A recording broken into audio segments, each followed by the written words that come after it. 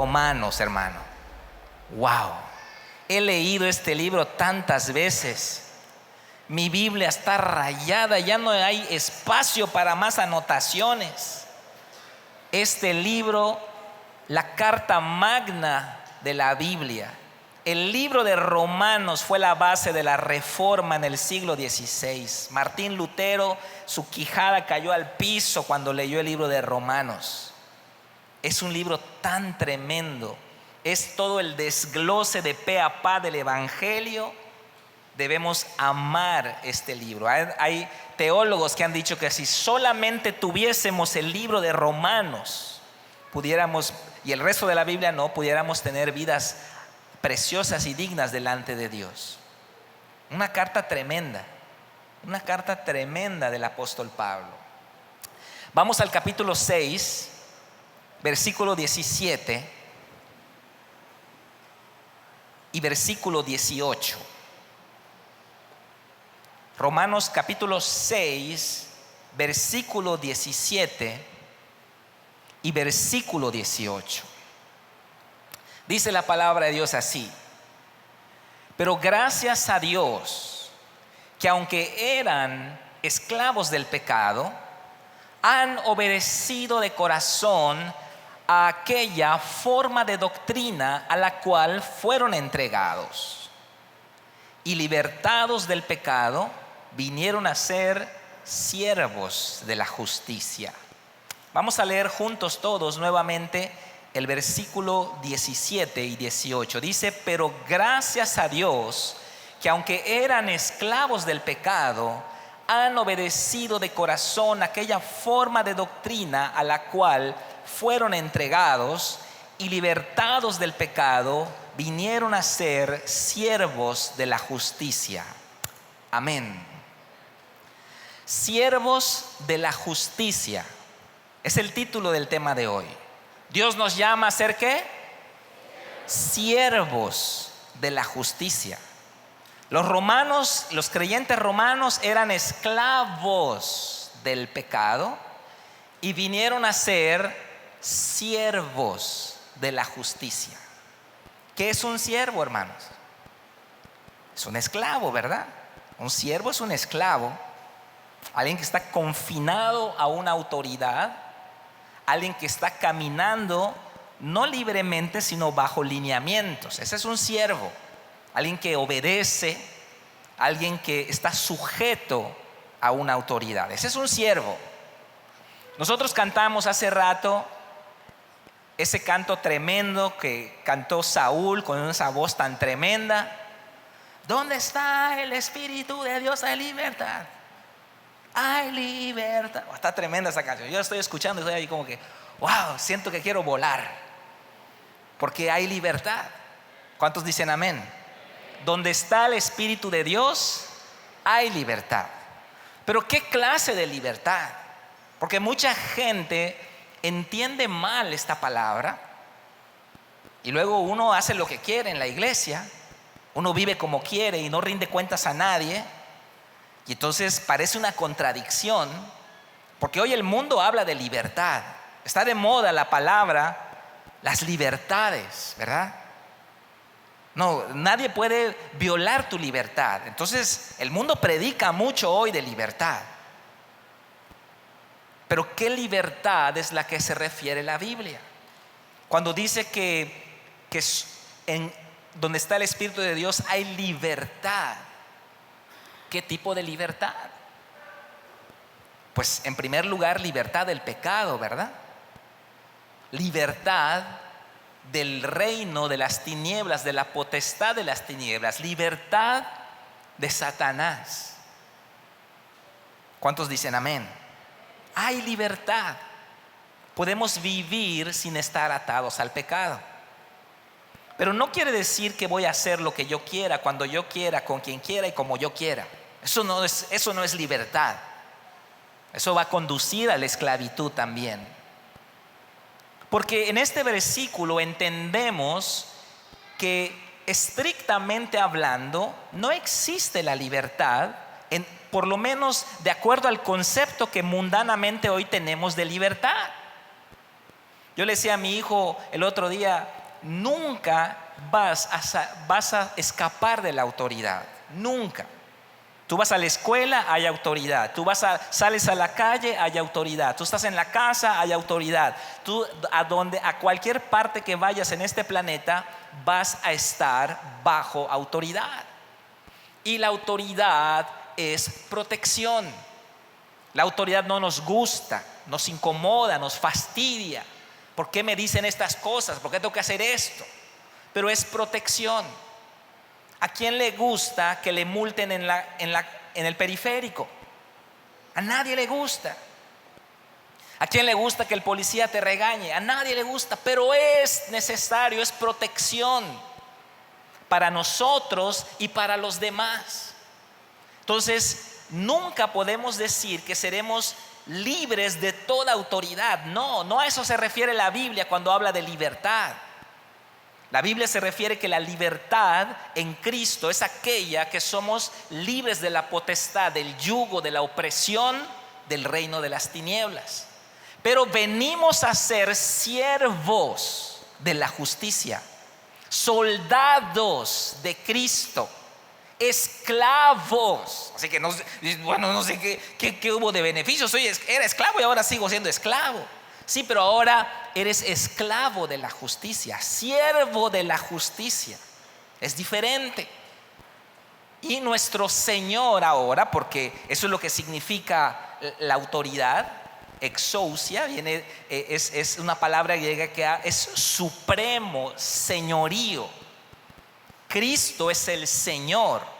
Hay un señorío, hay una autoridad, hay un gobierno.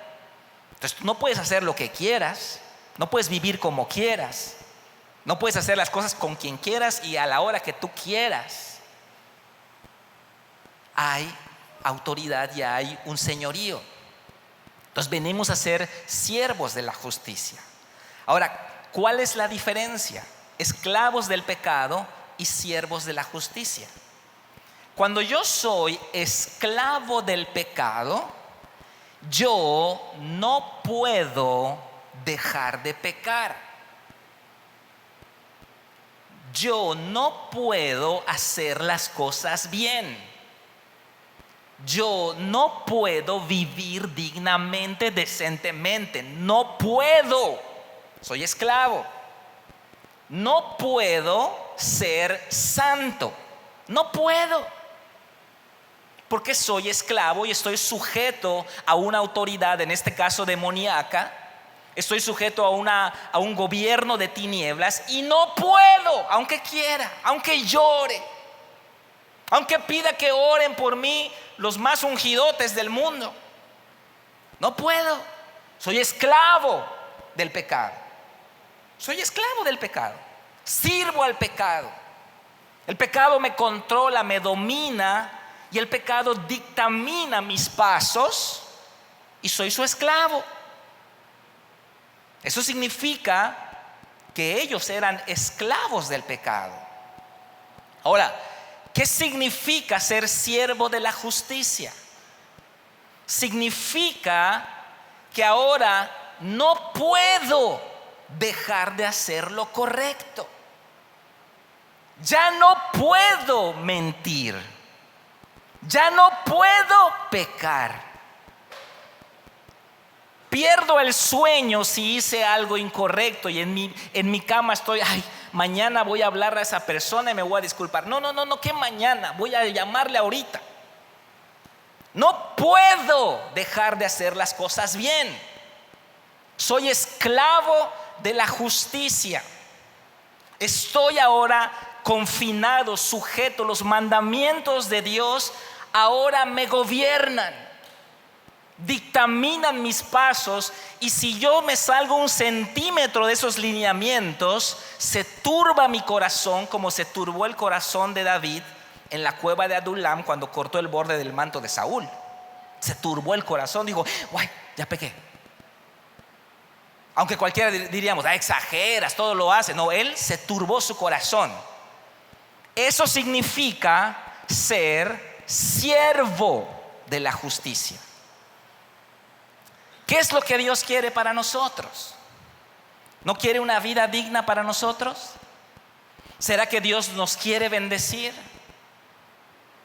¿O será que Dios quiere que estén los aguijones pinchándonos toda nuestra vida? No, Él nos quiere bendecir. Pero nosotros tenemos que salir de la esclavitud del pecado y entrar y volvernos siervos de la justicia. Cuando utilizamos esta palabra, y la Biblia utiliza esta palabra, justicia, también la tenemos que entender. Satanás se ha encargado de pervertir las definiciones de las palabras importantes en la Biblia, como la palabra amor, la palabra creer, la palabra fe. El mundo ha pervertido y ha diluido los significados. Ahora, cuando la Biblia nos dice que andemos en justicia, la Biblia se está refiriendo a una forma de vida. ¿Qué viene a tu mente cuando escuchas la palabra justicia? Para muchos, la policía, ¿no? Justicia, ¿dónde está la justicia? Bien, la justicia, la policía, ¿no? Otros imaginamos un juez en un tribunal con su martillo de madera y él va a hacer, ¡pum!, justicia, ¿no? Otros imaginamos que, bueno, fulano me debe algo y pues es injusto porque no me ha pagado. Y sí, todo eso es justicia. Pero cuando la Biblia habla de vivir en justicia, básicamente nos está diciendo que vivamos correctamente, que vivamos decentemente, que tengamos vidas íntegras, no solamente en la iglesia donde todos nos miran, en el hogar y en todo lugar donde nos desenvolvamos, que vivamos honestamente. Eso es vivir en justicia, eso es ser esclavo de la justicia. Una persona que es esclavo de la justicia no va a comprar algo que no puede pagar, porque no lo puede pagar, entonces dice: yo prefiero esperar. Una persona que es esclava de la justicia no va a mentir para librarse de alguna sanción en el trabajo, porque es esclavo de la justicia. El apóstol Pablo, cuando definió la armadura de Dios, ¿en qué parte de la armadura está la justicia? ¿En qué parte? En la coraza, en el pectoral. Es la justicia. Porque si tú vives en justicia, si tú eres veraz, si eres honrado, si eres honesto, si eres recto, si eres íntegro, nada ni nadie en este mundo te podrá acusar. Y si lo hacen, será falsamente. Si lo hacen, no va a proceder, porque tienes una coraza de justicia, porque tienes integridad, porque tú vives con una vida transparente y abierta para todos. Y cualquiera que levante un falso testimonio, algo contra ti, no va a proceder, no va a prosperar, porque tú vives en justicia. Por lo tanto, vivir en justicia es una protección para todos. El que vive en pecado no tiene ninguna protección, porque todo el tiempo están mintiendo. Están mintiendo para tapar su pecado, ¿no? Tiene que borrar los mensajes de su celular, tiene que poner 20 contraseñas, tiene que planear cómo qué mentira va a decir para cubrir la mentira anterior, pero esa ya se la cacharon y mejor. Y tiene que buscar la forma de cómo mantenerse el que es esclavo del pecado. Pero el que es el siervo de la justicia duerme como un bebé, así, hasta ronca como el gato de mi casa. Y así, solo hace así, cierra los ojos, ya están durmiendo, tiene paz, tiene la conciencia tranquila. El que es siervo de la justicia. ¿Cuántos quieren ser siervos de la justicia? Levante su mano. Bueno, al rato oro por los que no levantaron la mano, porque me preocupa, eso me preocupa. Todo lo que Dios tiene para nosotros depende de que vivamos en justicia, ¿ok? ¿Por qué? Porque el reino de Dios se basa en justicia. Los fundamentos del reino de Dios son justicia. Si nosotros vivimos en justicia, vamos a vivir con fundamentos eternos, con fundamentos del reino de Dios. Vamos a vivir en el reino de Dios. Esto responde a la pregunta de por qué hay tanta gente en la iglesia, por qué a veces hay tantas personas con tantos años en la iglesia y se siguen tropezando con la misma piedra. Como dice esa alabanza antigua, alabanza a Satanás. Es una alabanza, pero a Satanás. Tropecé de nuevo y con la misma piedra. Entonces se siguen tropezando con lo mismo porque no viven en justicia. Siguen mintiendo, siguen haciendo transitas, siguen siendo deshonestos, siguen haciendo cosas indebidas, pero guardan las apariencias. Aprenden a guardar, creen que así funciona la vida. Hago lo que yo quiero, pero luego guardo las apariencias. Entonces, ¿qué es lo que pasa? No prosperan, no avanzan, se quedan allá, estancados. Y entonces pues no ven la vida que Dios tiene para ellos. Y esto es un problema porque uno tiene la salvación, uno tiene la palabra de Dios, uno tiene la autoridad del nombre de Cristo, uno tiene al Espíritu Santo, pero al no vivir en justicia, de nada les sirve todo eso, de nada les sirve.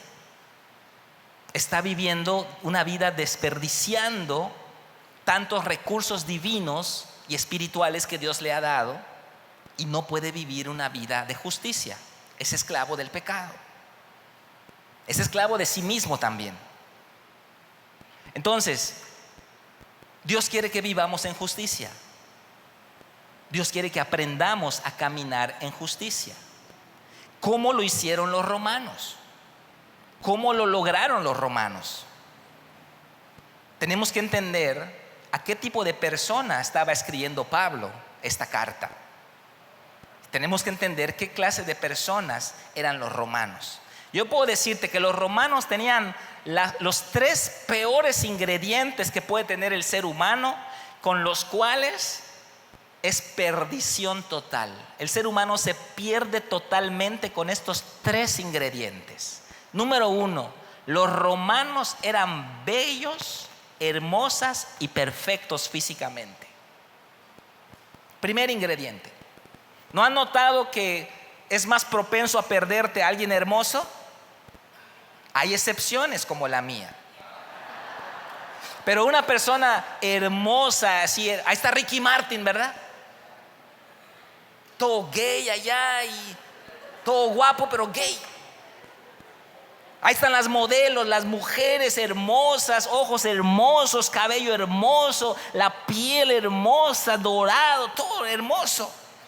Y Satanás utiliza la belleza para perderlos. No es una regla general, pero es más común, lo vemos en el ámbito de la farándula, ¿verdad? Los artistas, las modelos, los cantantes, normalmente son hermosos. Son perfectos en su físico, pero son extremadamente pecadores. Primer ingrediente. Segundo ingrediente que tenían los romanos es que tenían dinero y poder. El dinero corrompe hasta el más feíto. Así el más chaparrito, así más feíto. También el dinero corrompe a aquella persona que no está bien fundada en su corazón. Por eso Dios no le da este recurso a muchos de sus hijos. Porque si con 1,000 pesos a la semana o sea, está todo soberbio, imagínate si le da más. No, lo voy a perder, dice Dios. Entonces no le doy a mi hijo. Prefiero que esté acá limitado, pero que esté conmigo, a que yo le dé todo y ya se va y se va al mundo. Entonces el dinero y el poder lo tenían los romanos. Ellos eran el pueblo que dominaba el mundo entero. Tenían una ciudadanía que tenía muchos privilegios. Entonces ellos eran poderosos, ellos eran hermosos, ellos tenían dinero, y eso hacía que ellos sean muy proclives a corromperse en extremo. Y el tercer ingrediente que tenían los romanos era el libertinaje. Los romanos, ellos sí que pecaban.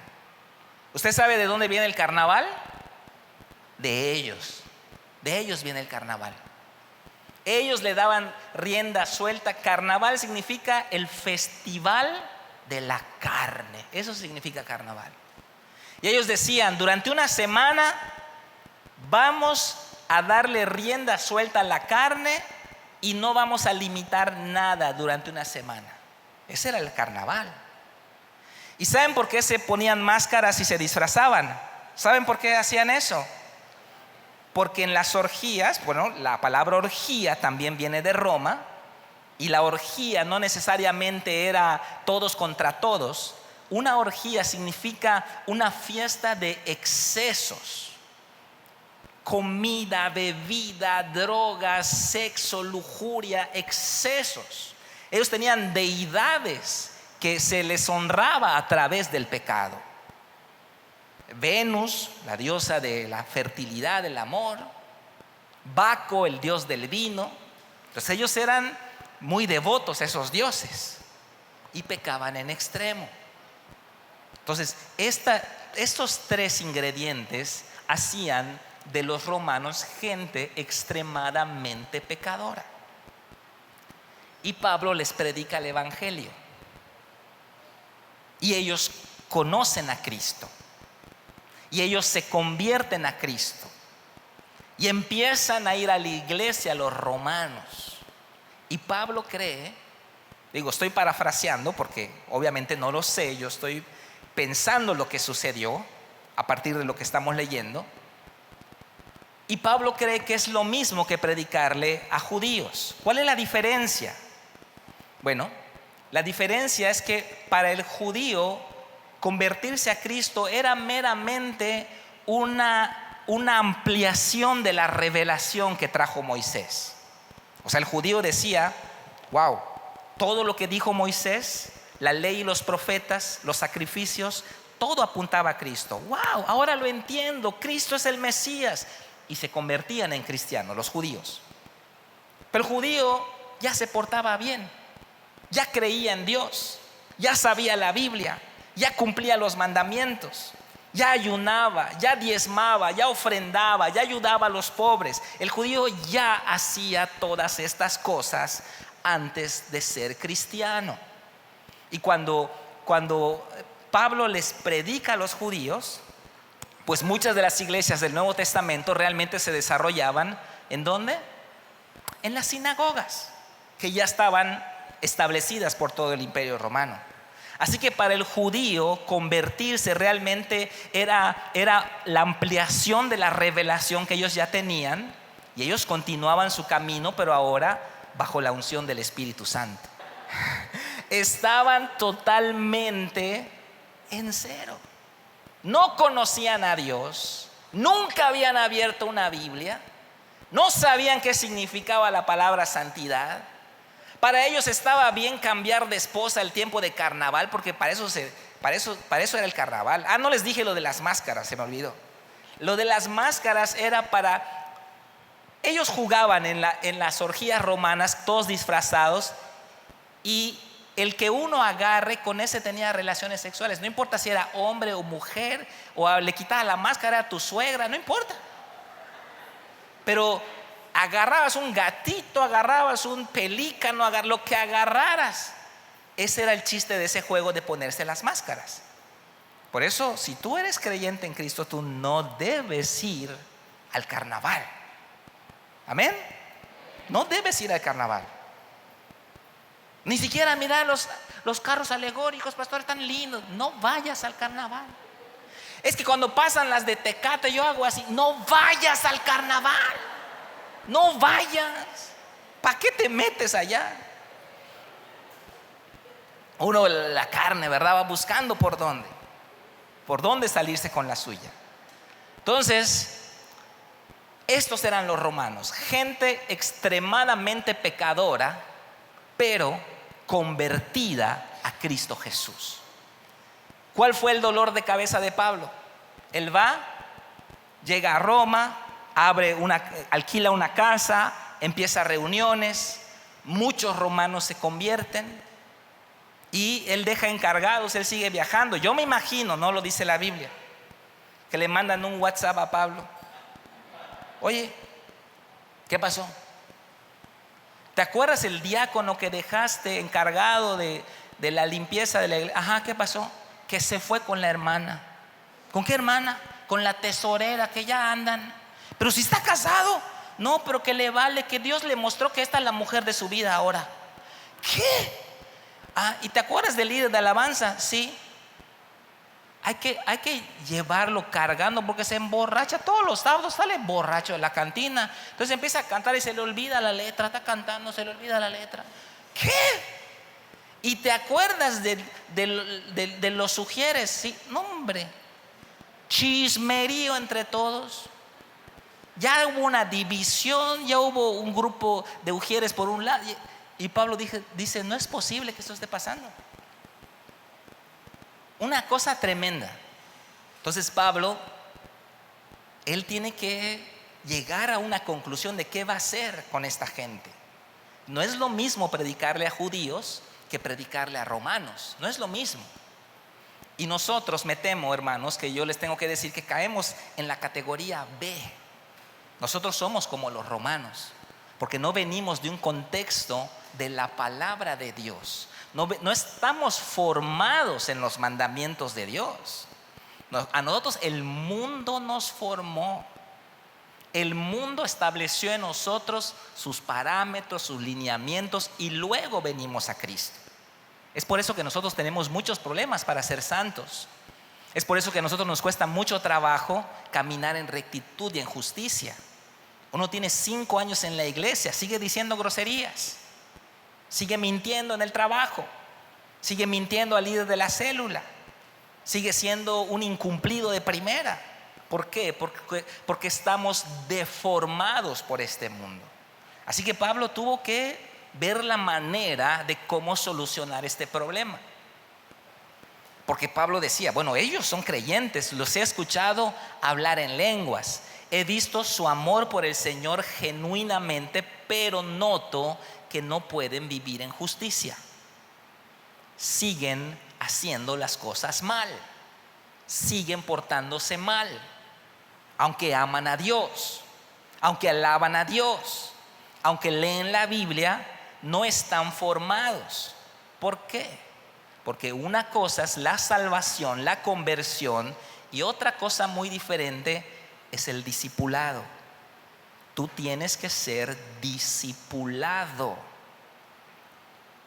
¿Qué estás diciendo, pastor? ¿Que la salvación no es suficiente? En cuestiones de conducta, no. La salvación es suficiente en una cuestión espiritual, pero la salvación va a poner la base sobre la cual Dios va a trabajar en tu vida. Pero finalmente tú tienes que decidir y tú tienes que someterte a aquella forma de doctrina a la cual ellos fueron entregados, y libertados del pecado vinieron a ser siervos de la justicia. Tenemos que someternos. Por muchos años la iglesia ha predicado que aceptar a Cristo es todo lo que hay que hacer. Y mucha gente se ofende cuando digo este tipo de frases, porque aceptar a Cristo es lo primero que hay que hacer, pero no es todo lo que hay que hacer.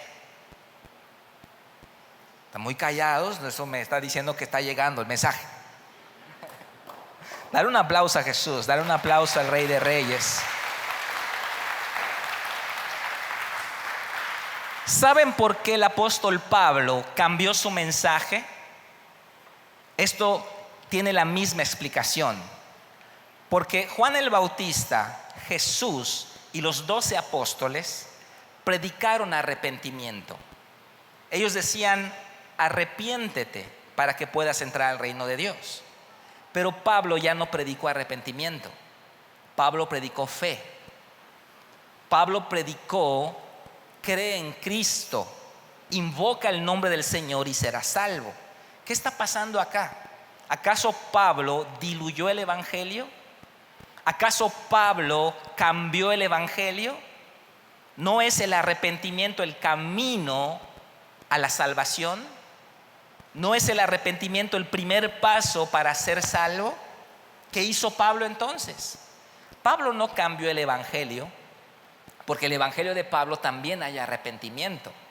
Lo que hizo Pablo es que se fue más atrás, se fue más abajo.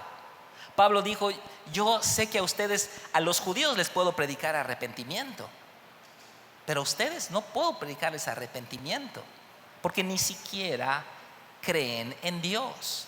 ¿Cómo se va a arrepentir a alguien que ni cree en Dios? Entonces el evangelio de Pablo se fue más atrás y él predicó fe. También arrepentimiento, pero eso él lo puso después. O sea que el verdadero arrepentimiento empieza con creer. El judío ya partía de esa base, pero el romano no, el griego no, el gentil no, el yucateco menos. Uno tiene que partir de la fe en Dios. Así que Pablo se fue al kinder con nosotros. ¿Se dan cuenta? Pablo se fue al kinder y nos enseñó frijolito con frijolito. A ver, A, B, C. Así fue Pablo. Eso es lo que hizo Pablo. Entonces él se dio a la tarea de enseñarles a ellos. Ahora, ¿cómo sucedió este cambio? Porque estos hombres romanos, extremadamente pecadores, extremadamente sexuales, extremadamente dados a los excesos, se volvieron siervos de la justicia. Wow. ¿Cómo lo hicieron? ¿Cómo lo hicieron? ¿Cómo me puedo volver, pastor, un siervo de la justicia? Tengo un área en mi vida donde soy esclavo del pecado.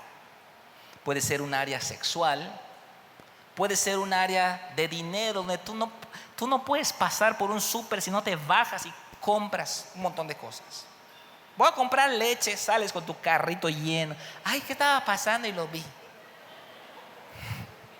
Eso es falta de dominio propio. Amén, varones. Amén, varones. ¿Escucharon, esposas, mujeres? Bueno, eso es falta de dominio, pero es un pecado también eso. Uno es esclavo del pecado en algunas áreas. Uno a veces en el área de decir la verdad, uno miente. Uno es chismoso, pero chismoso. Y quiere que los demás escuchen tu chisme, que es el último chisme. Entonces hay áreas en nuestra vida donde somos esclavos del pecado. ¿Y qué hemos dicho? ¿Qué le hemos dicho a Dios? Cámbiame, Señor. Ayúdame, Señor. Quítame este problema, Señor.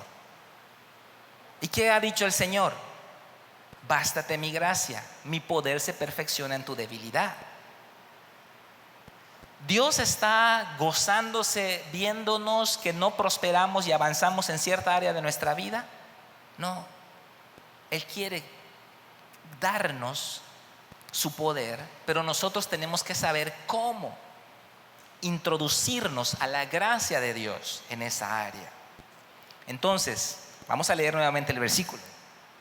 El versículo 17 está tremendo. Les dejo de tarea que lean todo el capítulo 6, porque está tremendo el capítulo 6. Ok, dice el versículo 17: pero gracias a Dios que aunque eran esclavos del pecado, ¿qué hicieron los romanos? ¿Qué hicieron los romanos? Obedecieron, se sometieron, se sujetaron, se subordinaron, se alinearon, se aplicaron, se autolimitaron, se disciplinaron y más calificativos. Habéis obedecido de corazón aquella forma de doctrina a la cual fueron entregados. Ustedes eran esclavos del pecado. No podían ser santos. No podían dejar de pecar. No podían. La palabra doctrina, una doctrina es tanto un conjunto de lineamientos teóricos como una disciplina, es una escuela. ¿ok? Por decir, el karate, vamos a decir, que tiene un ámbito teórico, pero también tiene un ámbito práctico. O no sé, o la gimnasia olímpica, ¿ok? La palabra aparece en muchas partes de la Biblia. Por ejemplo, cuando Jesús reprende a sus discípulos, les dice que no practiquen la doctrina de los fariseos. ¿Cuál era esa doctrina? Bueno, ellos tenían cierta escuela fariseica, ¿ok? También dice en el libro de los Hechos que los primeros discípulos caminaban de acuerdo a la doctrina de los apóstoles. Pablo también le dijo a Timoteo, anda conforme a mi doctrina. Entonces, una doctrina en realidad es una escuela formativa. Yo puedo decir que en Fuente de Vida tenemos nuestra doctrina, la cual obviamente está basada en la palabra de Dios. Tiene que estar basada en la palabra de Dios, pero hay peculiaridades que nos diferencian de otras iglesias. Por ejemplo, la forma en que manejamos las relaciones interpersonales. Los jóvenes conocen bien esto. Es muy diferente cómo se maneja en otras iglesias. La forma en que resolvemos los problemas, que a veces llegamos hasta tener un concilio. Esto es parte de nuestra escuela, es parte de nuestra doctrina.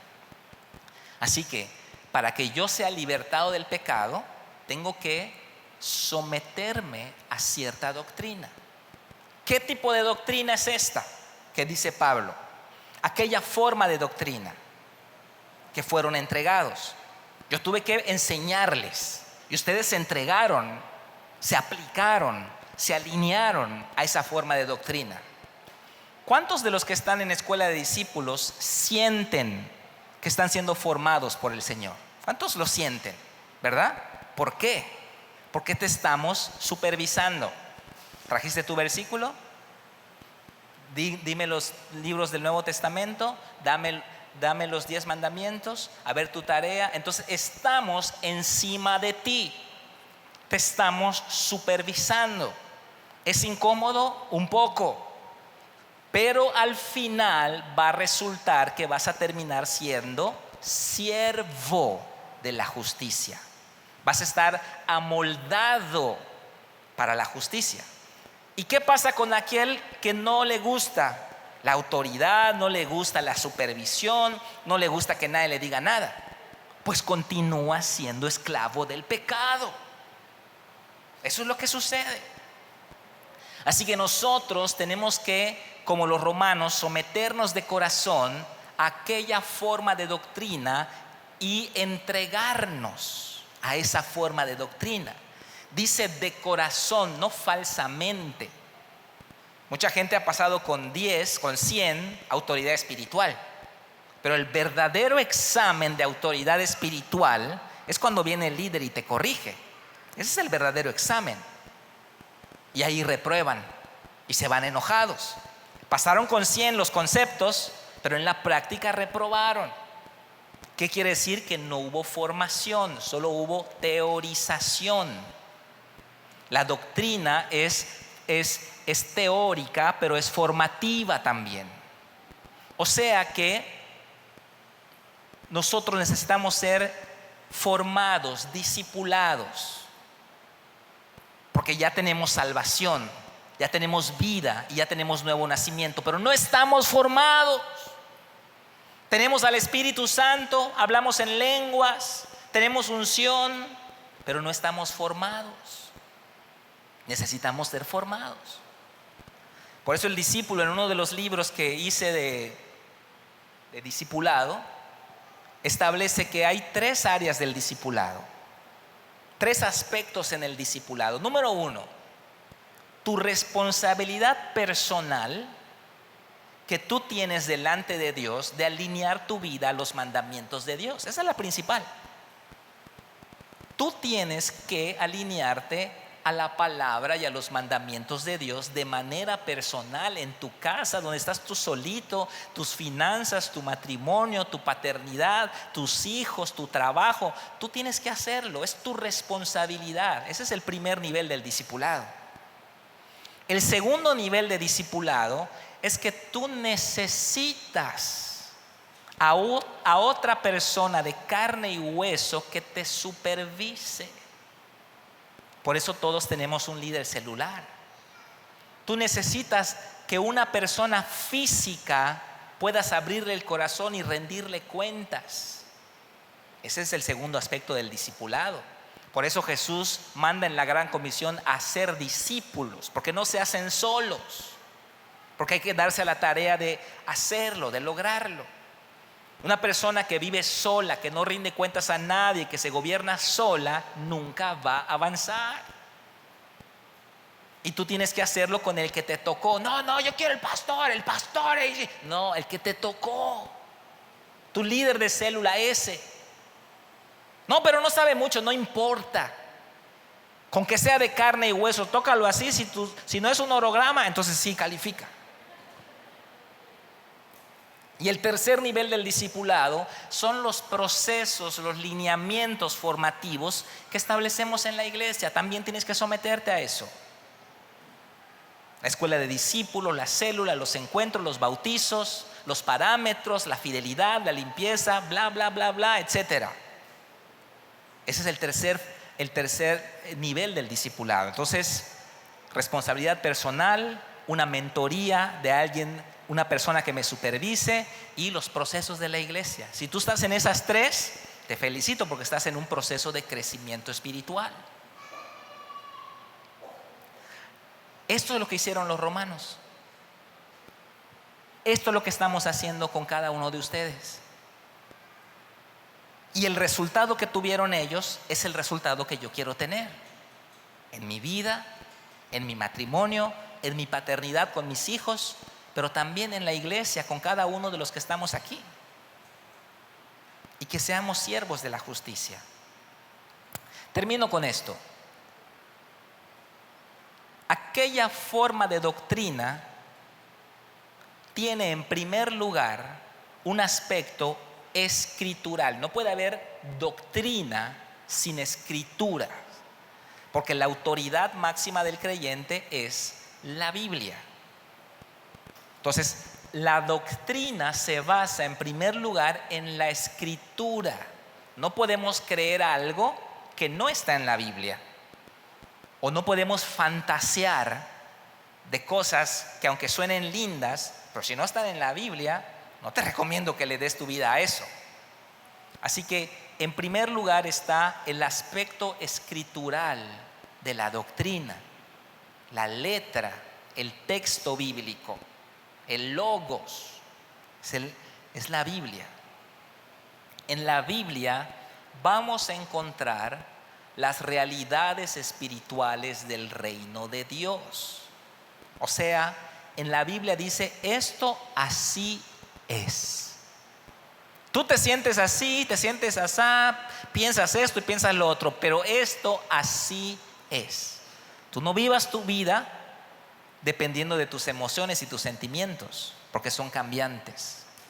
Entonces la Biblia es la base escritural de toda doctrina. Y es la autoridad que yo como pastor tengo para decirles a ustedes, háganlo, vivan así, practiquemos este principio porque está en la Biblia. Uno no puede hacer lo que quiere, uno tiene que apegarse a la escritura. Ese es el primer aspecto de aquella forma de doctrina que Pablo les enseñó. El segundo aspecto es la parte práctica. De nada sirve que tú sepas toda la Biblia si no haces nada. O sea que tenemos que actuar. Eso se llama obedecer.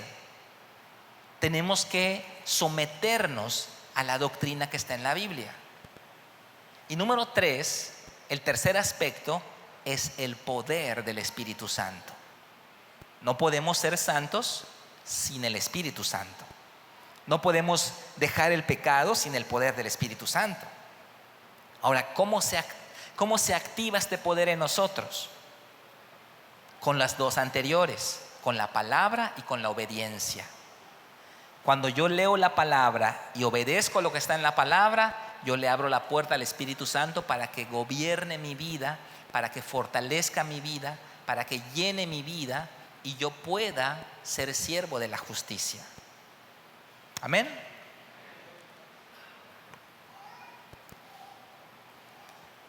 Conclusión: los romanos eran extremadamente pecadores. Pablo tuvo que llevarles a conceptos más básicos para que aprendan a vivir en santidad. Ellos reconocieron que aunque estaban en Cristo, seguían siendo esclavos del pecado.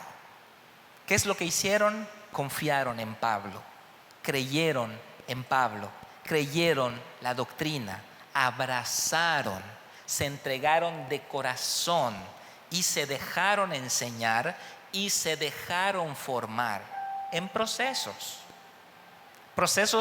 correctivos. Amén. Amén. Correctivos. Amén. Amén.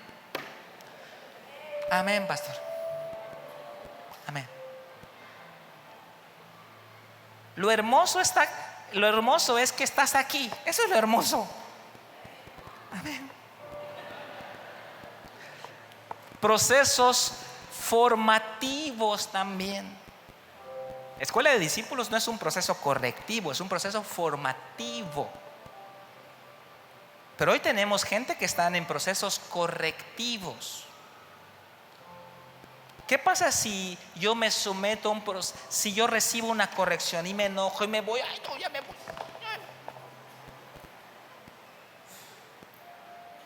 No estoy abrazando de corazón aquella forma de doctrina que me va a liberar del pecado. No estoy amando la corrección.